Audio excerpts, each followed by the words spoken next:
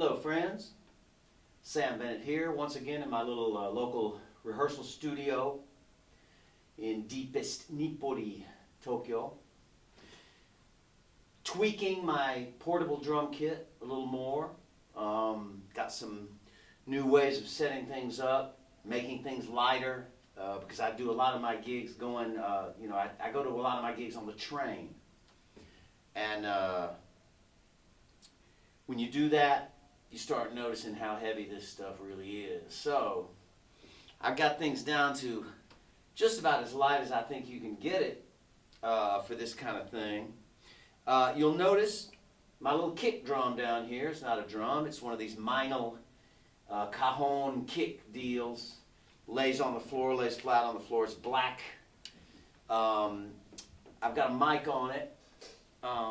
You can use it unmiked, but if you got a gig where there's any kind of PA, you put this one thing through a mic, even if you don't need any other miking on any of the other drums, and you'll get a close mic it next to the sound hole in the front, and you'll get a pretty good sound. I've also, you notice, got this red patch on it, if you can see that. I'm not sure, my video might cut that off, but anyway, just a little thick piece of red felt or terry cloth type material and some foam under that, so that it really kind of mutes it and makes it fatter. So it's not a bad sound.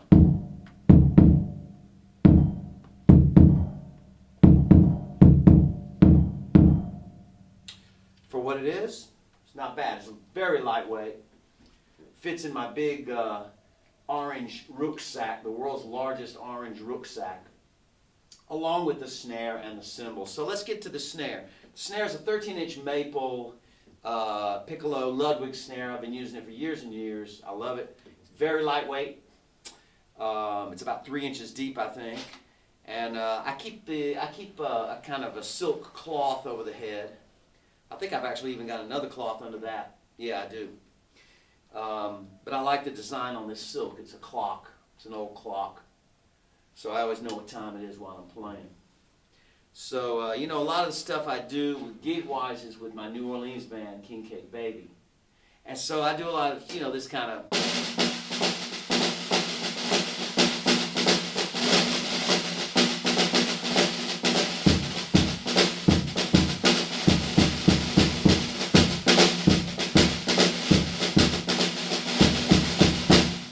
Right? Now the hi-hat I'm using is made by Tama. And I bought it recently. It's very lightweight. It feels great. You can't really see it in this video, but maybe I'll flash a photo on the screen. I actually play it from the side. I don't keep my whole foot on the pedal like you're supposed to. And the reason for that is that I like to have my cymbals, my hi-hat cymbals, really as close to the hi-hat as possible. So the whole thing of cross-sticking is not quite as important. In other words, left and right can pretty much easily move back and forth between the snare and the hat. So, like...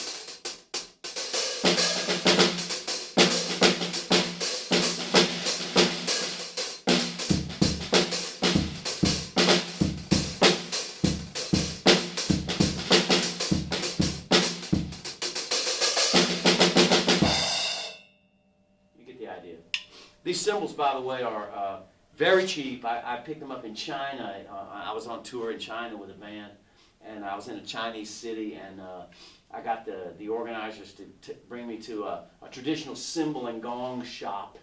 It was very, very like neighborhood kind of vibe, It wasn't a music store exactly. They sold cymbals and gongs. And I went through a big pile of these little... roughly 12-inch cymbals to find the ones that would make a good hi-hat pair. And for me, they're kind of perfect because they're a little dead. I don't really care for that ultra bright hi-hat sound, not for what I do. And they were, like I said, really cheap. And so, they got that. Yeah, lo-fi.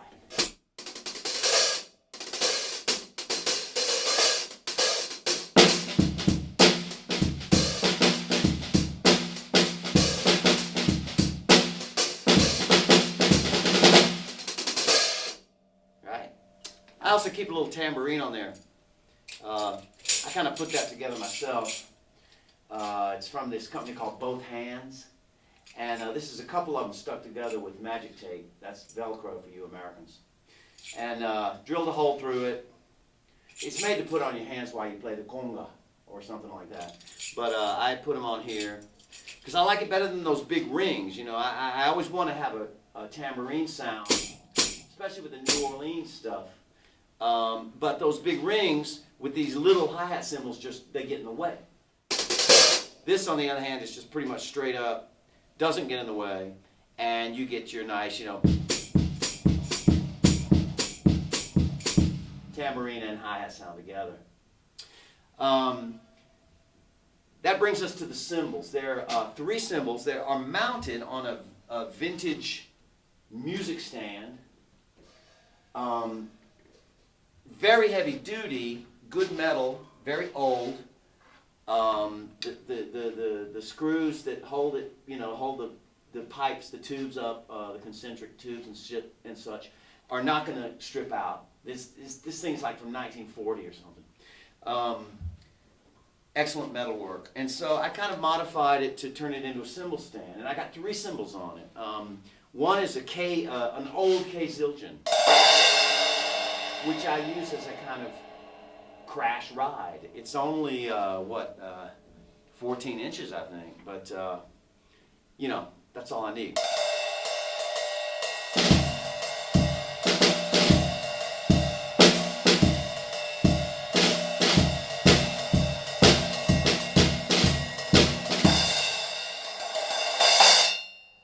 Sounds good, right?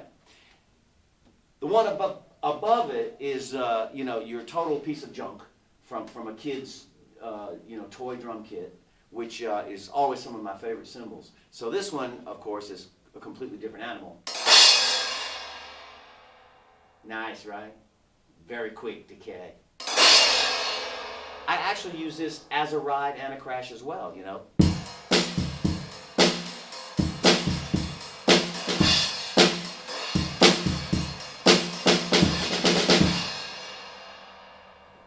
Two of them work well together. They've got a nice, like,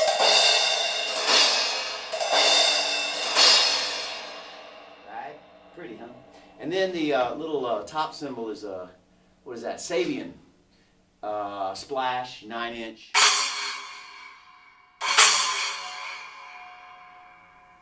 I got the room up there. Might as well put it in, right? So like.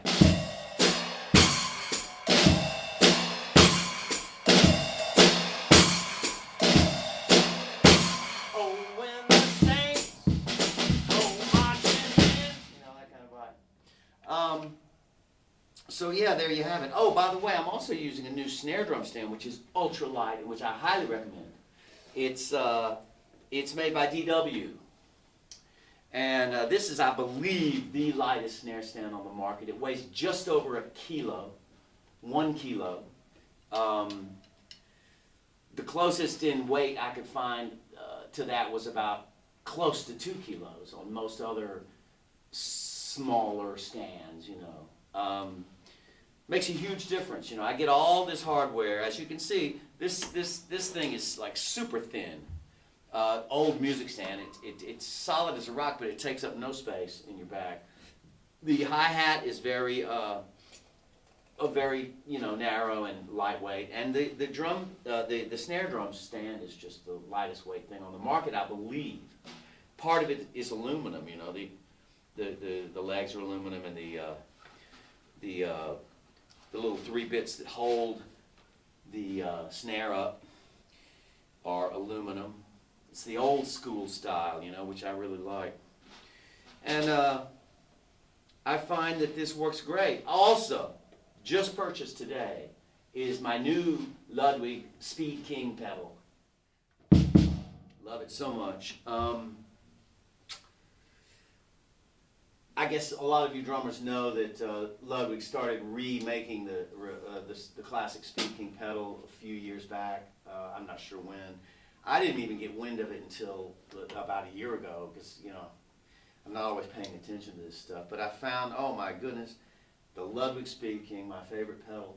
I could buy it again, and Of course, it feels great. I love the whole double spring thing. I love the whole thing that there's not a spring on the outside, and that it's just a really clean design. The pedal shape is just seems to me perfect. And the main thing is also that the way it packs up. You know, it breaks into two parts. Well, three parts including the beater, but you know, two main parts: the pedal board, the pedal, and the casing for the springs and such. So, you know, you take that thing apart and it fits into these little, you know, tiny little bag like this. Instead of this sort of like, I have to carry my 5-pound kick drum pedal in its own case because it's like, you know, so you need a little suitcase for those damn things. That's all well and good if you got a van, if you got roadies, you know, if you're young and strong. But some of us oldsters, you know, we like to make things lighter and lighter and lighter. Better on the back. And so, yeah, this is my little kit. Mostly I do New Orleans gigs with my King Cake Baby Band. We do, you know, Dr. John, Professor Longhair, meters, Huey Piano Smith, that kind of material. So this is pretty much all I need for that kind of thing. I don't really need toms exactly. You know, and you got everything you kind of need, like.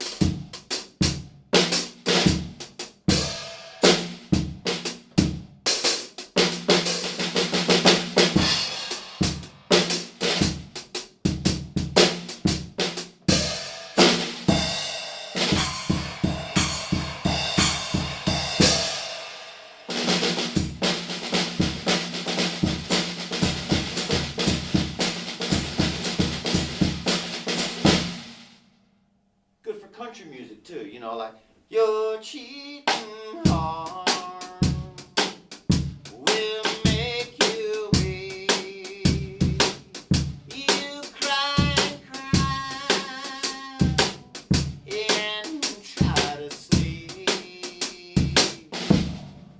but sleep won't come, as Hank said.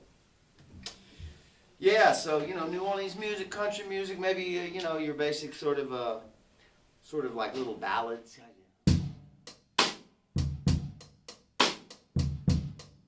I will always love you.